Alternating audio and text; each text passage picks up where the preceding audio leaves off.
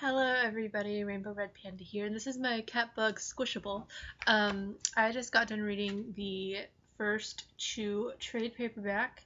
This is volume 1. It is called Taster's Choice, and I didn't exactly know what to expect from Chew. I've heard a lot of amazing things about it. I've heard sort of the parts of about Tony Chew and his powers, but I didn't really know what to expect besides that. So diving into this, Chew is I don't even know how to pronounce this properly, sybiopathic, which means that he can take a bite out of anything, any sort of edible thing, and he knows like its history. Like if he eats a piece of fruit, he knows like what tree it came from, like the pesticides that may or may not have been used to treat it, and just all of that.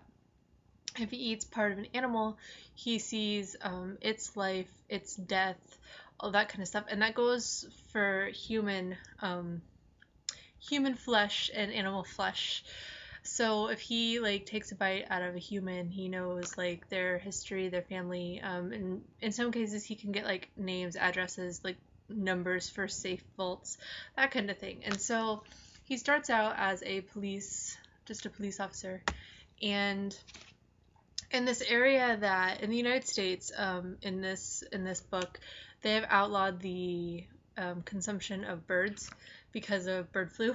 I guess they were just so paranoid about bird flu that it is illegal to eat any sort of poultry, whether it's a land bird or water bird, any sort of bird. Basically, if it has wings, it's not edible. So there's like a chicken black market is the main one. I mean, there's other birds, but they really only address the chicken black market in this. He starts out as just a police officer. He ends up moving to the FDA, and he's basically doing, police work, catching chicken smugglers and violators. There is another person on his squad that has the same condition as him, although they never really show him using his power. If they ever have to um, get some sort of history from a piece of meat or a finger or anything, they always make Tony do it, and I don't really know that that's accurate and that that's fair, but maybe it's just because he's the new guy on the squad.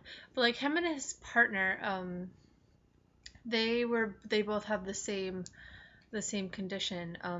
His the ending, it's sort of the split between the two of them, and it will go into the second trade. It's gonna be like the next arc of it, but I don't know. I think it's really good. I think it's a lot better. I thought it was going to be good, but it still exceeded my expectations because going into this, I didn't know about like the bird flu aspect of it.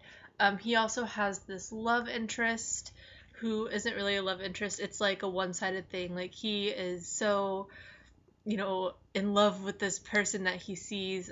He learns that she is like a food writer, and she has this power that he can like eat something and get its history. She can eat something and describe it like so vividly that like you can basically like taste it.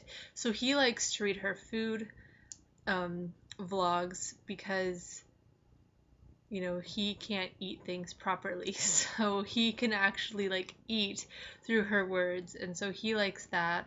She ends up, at least in this one, going away. I think that she does make an appearance in the series later on. I don't know how soon that'll be, but overall, I think that Chew is a good book, and I recommend if you guys like um, Image books. Image, they are so different. You have The Walking Dead, you have Revival, and then you also have, Invincible and all of those kinds of books. But Chew, I think, for the most part, if you like anything that's not superhero, I think that you will love Chew.